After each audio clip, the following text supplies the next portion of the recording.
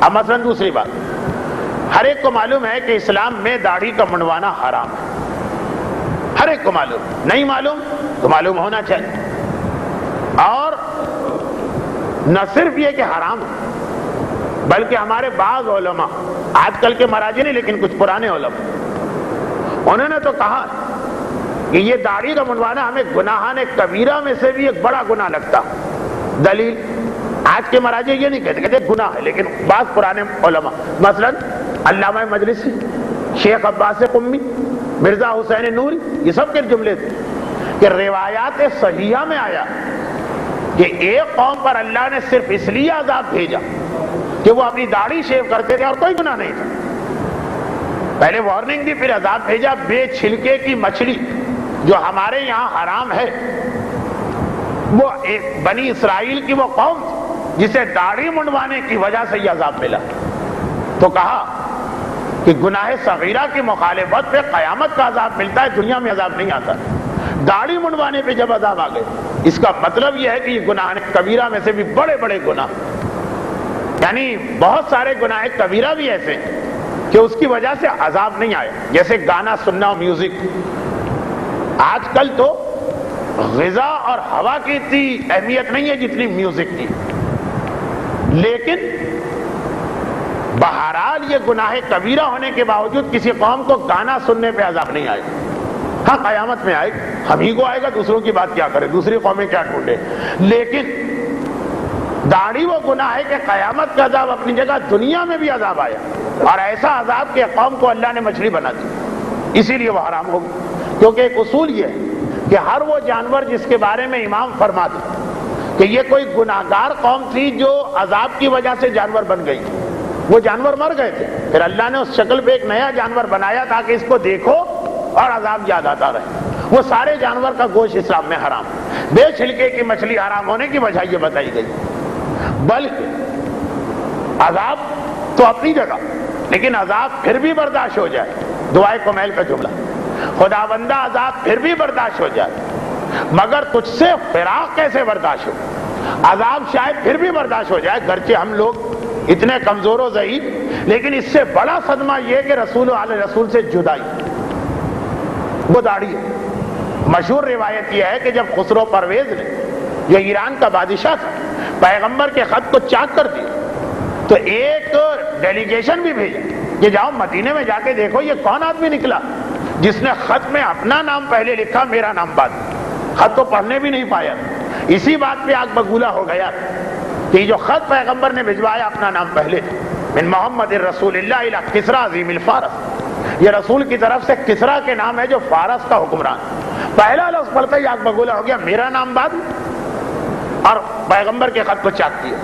اس کی بنا پہ پیغمبر نے کہا تھا ہاتھ اٹھا کے اللہم مزق ملکہ، جس طرح اس نے اس خط کو چاک کیا ہے تو اس کی حکومت کے ٹکڑے کر دے، اور حکومت کے ٹکڑے ہو گئے. مگر ایک ڈیلیگیشن بھیجا تھا، پیغمبر کے پاس گئے تھے. پیغمبر کون ہے؟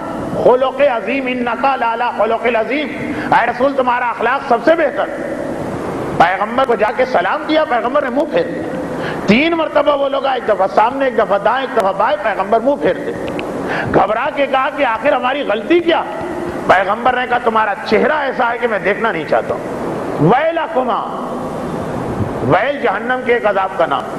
ویلو تم پر کس نے یہ حکم دیا کہ داڑھی منڈواؤ اور مجھے بڑھاؤ؟ کہا کہ ہمارے بادشاہ کسریٰ نے. پیغمبر نے کہا ولیکن امرنی ربی، لیکن میرے رب نے حکم دیا ہے کہ داڑھی رکھنا.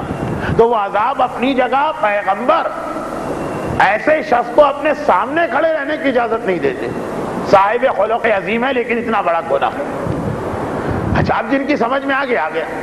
ابھی بھی ہمارے یہاں کچھ لوگ ایسے جو کہتے داڑھی تو سنت رسول ہے، وہ سمجھتے بھی نہیں کہ سنت کا مطلب کیا ہے.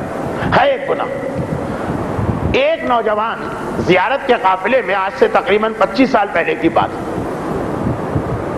وہ گیا تھا، اور وہ جو ایک نوجوانوں کو 14-15 سال میں ایک مسئلہ پیش آتا، وہ یہ کہ جب داڑھی نکلتی تو بے ترتیب نکلتی، اچھی نہیں لگتی، بہت بری لگتی. ایک تو وہ عمر ایسی ہوتی ہے، پہلے مرتبہ داڑھی آ رہی، سارا خاندان مذاق اڑانے کے لیے تیار. یہ 2 چیزیں. حجاب 9 سال میں واجب، 9-10 سال کی بچی حجاب کرے تو یہ تو وہ ایج ہے کہ اسے دوسروں کا سہارا چاہیے، اس کی حوصلہ افزائی کی جائے، اس کو تقویت پہنچائی جائے، اس کو سہارا دیا جائے۔ حوصلہ افزائی تو درکنار، خاندان والے چپ بھی نہیں بیٹھے، الٹا اتنا مذاق کہ مذاق سے دل برداشتہ ہو کے گناہ کر لے۔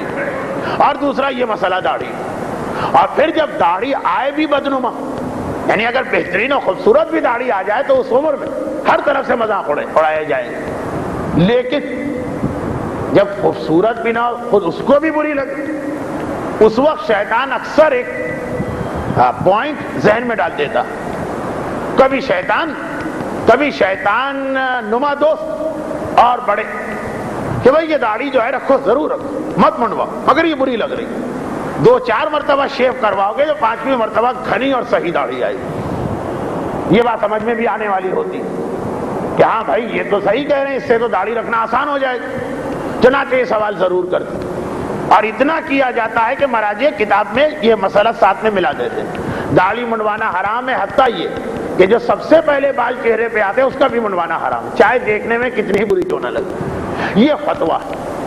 بچہ گیا 15 سال 16 سال 14 سال کا، اور ایک طریقہ ہے کہ جب ہم لوگ زیارت پہ جاتے ہیں تو نائب امام کی بھی زیارت کرتے ہیں، اور زمانہ بھی وہ تھا کہ جب دنیا میں بہرحال یہ چیزیں بڑی آسان تھی، اب تو ہمارے نائبین امام کو ایسا ٹارگٹ بنا لیا ہے دنیا نے، ان سے ملاقات مسئلہ، پہلے بہت اچھا ماحول تھا، جاتے تھے، گیا، جانے کے بعد زیارت آغا خوئی کی مرجعیت کا شروع زمانہ تھا، آغا حکیم کا انتقال ہوا 72 یا 73 کا واقعہ۔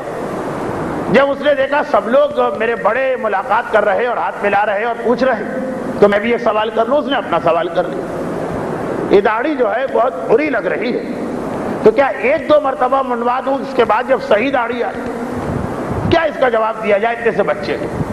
آغا کوئی نے مسکرا کے کہا کہ وہ داڑھی جو پوری نکلے گی، گھنی نکلے گی، اچھی نکلے گی، اس سے کئی ہزار گنا زیادہ ثواب اس داڑھی کا، غنیمت سمجھو کہ تمہیں کئی گنا زیادہ ثواب کا موقع مل رہا، اس لیے کہ وہ داڑھی، اب اتنا کہہ کے خاموش، بچہ بھی سمجھ گیا کہ وہ والی داڑھی جب آدمی رکھے تو ایک امکان یہ بھی ہو سکتا ہے کہ شاید اپنے حسن و جمال کی وجہ سے یہ اچھا نظر آئے اس لیے رکھ لی، کیونکہ داڑھی بھی فیشن میں ان اپ ہوتی رہتی، کبھی فیشن میں آتی ہے تو آپ کو ایسے لوگ داڑھی والے نظر آ جائیں گے، شرابی کبابی گناہگار داڑھی رکھی، وہ اللہ والی کوئی تھوڑی ہوتی، وہ تو فیشن والی ہوتی، یہ والی داڑھی جو رکھی ہے یہ صرف اللہ کے لیے رکھی جاتی ہے، یہ والی داڑھی میں کوئی دنیاوی خیال نہیں آ سکتا، تو اس کا اجر و ثواب زیادہ، اس میں نیت بالکل خالص ہے، اللہ کے یہاں عبادت کا ثواب نیت کے خلوص سے بڑھتا۔